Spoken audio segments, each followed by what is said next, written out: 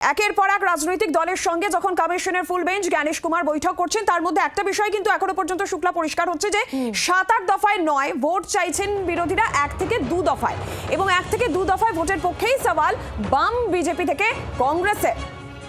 নিরপেক্ষ নির্বাচন সুনিশ্চিত করতে হবে এই দাবি কিন্তু বিরোধীরা জানিয়েছে। নিরপেক্ষ নির্বাচন করতে হবে এবং অবশ্যই আইন শৃঙ্খলার বিষয় নিয়েও কিন্তু উল্লেখ করা হয়েছে।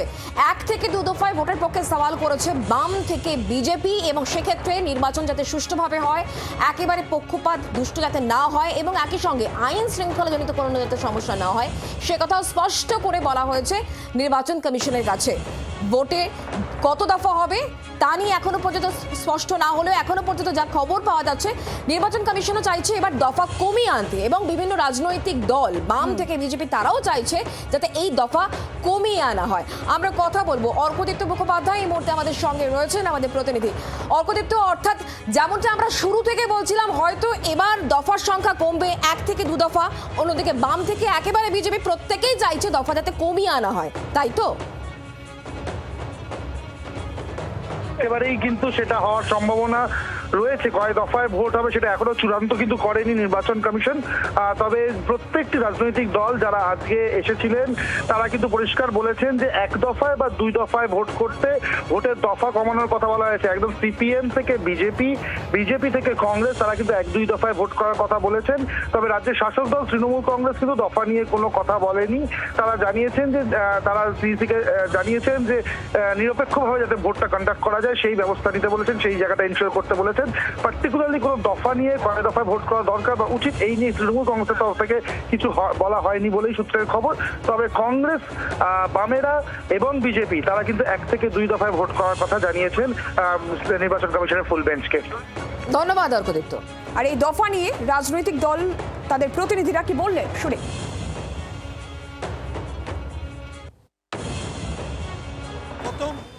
একটা ফেজ কিংবা ম্যাক্সিমাম 2টো ফেজে নির্বাচন করান, এই যে 7-8 খানা ধাপে নির্বাচন করার দরকার নেই, ঠিক না।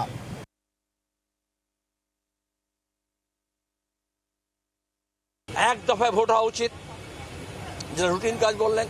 খুব বেশি হলে 2 দফা, তার বেশি নয়, কারণ এই প্রশাসনিক আর এই মস্তান গুন্ডাকে দিয়ে করা হয়। আর বলে একেবারে কড়াভাবে করবো। আর তামান্না খুন হলো উপনির্বাচনে, আপনার সিও, আপনার ডিএম, এআরও, কেউ রিটার্নিং অফিসার আরও একটা এফআইআর করেছে, খুন হয়ে গেল ভোটের দিনে গণনা চলতে চলতে। তাহলে কি করে হবে? শুধু ঘোষণা করলে হবে না। আমরা বলেছি আগে আমাদের প্রোটেকশন ক দফায় দিতে পারবেন বলুন। যদি 1 দফায় দিতে পারেন 1 দফায় করুন, যদি 2 দফায় করতে পারেন 2 দফায় করবেন, 3 দফায় করতে পারে 3 দফায় করবেন। It depends on you. কোনো দফার ব্যাপার নয়, ব্যাপারটা হচ্ছে প্রোটেকশানে। আমরা খুশি হব 1 দফায় হলে, কিন্তু আপনাকে অ্যাসিওর করতে হবে যে 1 দফার ভোট নিরপেক্ষ হবে। আপনি যদি বলেন 1 দফায় ভোট হবে, ভোট লুট হবে, আমরা কখনো রাজি নই।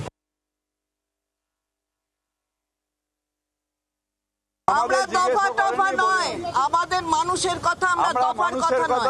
ভারতীয় হয়ে আমাকে ভোট অধিকার দিতে হবে। বৈধ ভোটার আমি ভারতীয়, আমার ভোট অধিকার আছে। বাংলার আওয়াজ, বাঙালির আবেগ, জি 24 ঘন্টা।